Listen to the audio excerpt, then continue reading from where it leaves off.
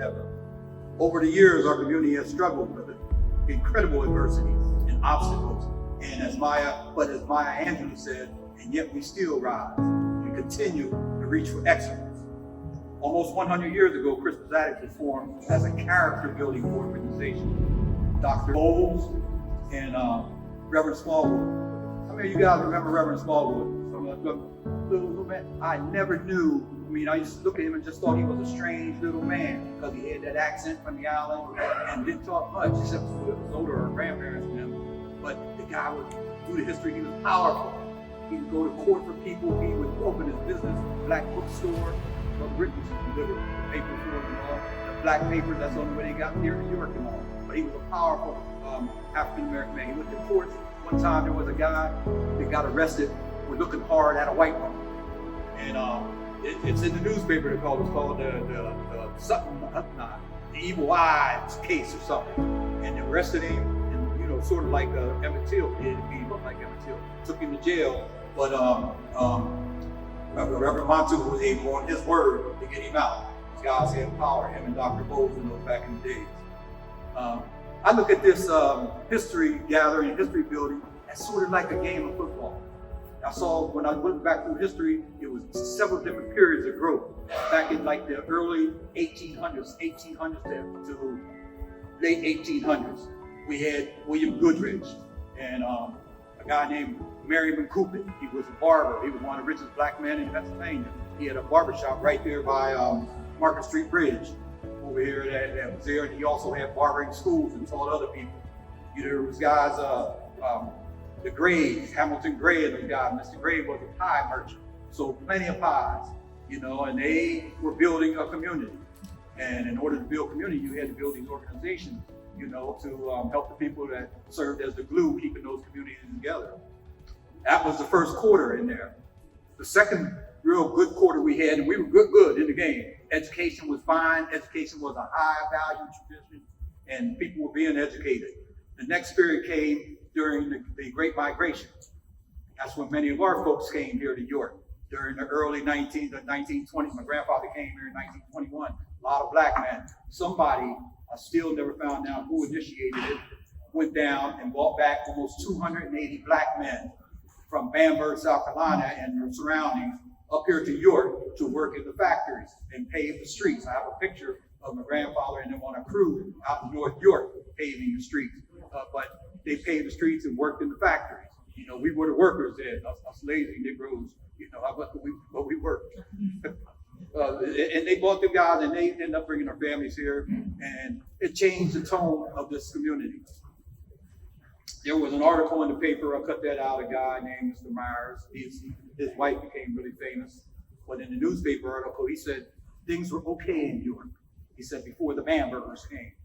He said after the white folks would let us come to their restaurants and to their movie houses. But when the Bambergers came, everything changed. And I was talking to several Bambergers and all. They said it wasn't all that bad and all of that. But that was his, you know, take on what was going on, the change in the community and all like that. So we're trying to do that and bring, one of the things I believe that we continue struggling in our community is that we have lost track. You hear a guy named Marcus Garvey said something about a tree with people without knowledge of their history is like a tree without roots, not knowing that. And we need to continue watering the roots of that tree to ensure that we as a people don't die. One of the missing elements, I think, is the knowledge and appreciation of our history. If our kids, like I did, man, I started looking back at this history, man, we have a magnificent history in York. Our forefathers had a difficult time growing here in York and dealing. We think we went through some things as this generation, but they went through. They were building organizations, social organizations. When the Great Migration came, they were building churches. Many of the churches were built during that time, and many of the other businesses.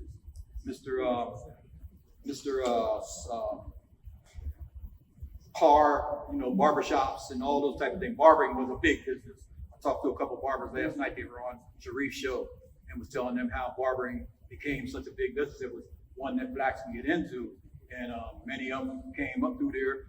Mr. Cooper was a barber, like I said. Goodrich was a barber. Those guys made money.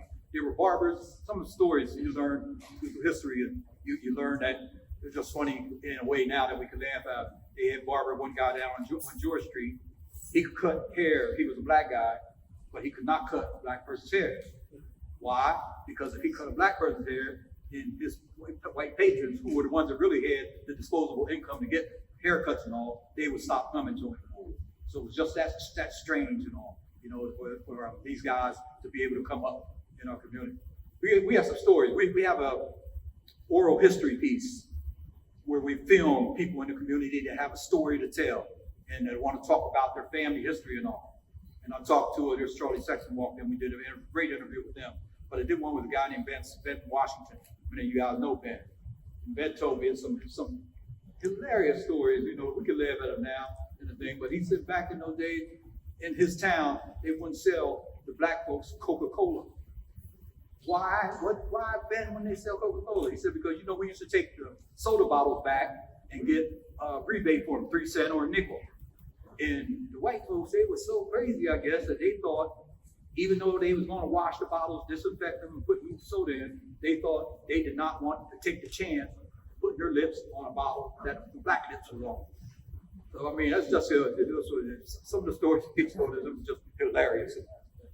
And again, like I say, I believe one of the missing elements is our lack of knowledge and appreciation for this history and this culture in our community. If our students knew what our parents went through to get us to where we are right now, I think it would inspire and motivate them to continue that search for excellence and continue building this community and all. This book here I put together, it's a family history, and I call it the Sankofa family. It's a history of my family and all like that. Why do I call it Sankofa? Because Sankofa means it's not a crime to go back and miss and pick up what you might have missed.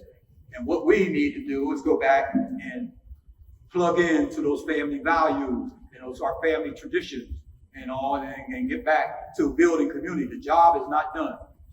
We're in like the third quarter. After the Great Migration, those guys came in, we sort of fumbled the ball a little bit. But now we're picking that ball back up. There's guys in the community, like Brian Wade, he does Black History pieces. People up here are doing Black History. We're picking that ball up. And with your help, we're going to cross the goal line with this project and with this historic endeavor. With the institution of this History and Culture Center, we're attempting to make an impact on the character of the overall community. Crispus Attucks, when it was formed with Dr. Bowles and that funny little man, Reverend Montu, they built this organization, and the primary purpose of the organization was character building. And at that time, they were talking about individual character. But those of us who study psychology and sociology and all that, we know that a community also has its own psychology. And we need to change the psychology of this community. I think we all know that we're not where we should be and all. And this is an attempt by, I respect Mr. Simpson so much, this is an attempt to spread what they've been doing at CA with individual youth and all, to spread that same message and that same traditions and culture throughout our community and with our churches and all like that. We need that. And with that, if we can get to that point, it's a no-brainer. The game's over. We just need to get to that point. We have so many memories of us not working together, fighting each other and doing anything. And that was ingrained in us over the years and all like that. And we have to turn that around. And part of the effort from this History and Culture Center is to do that.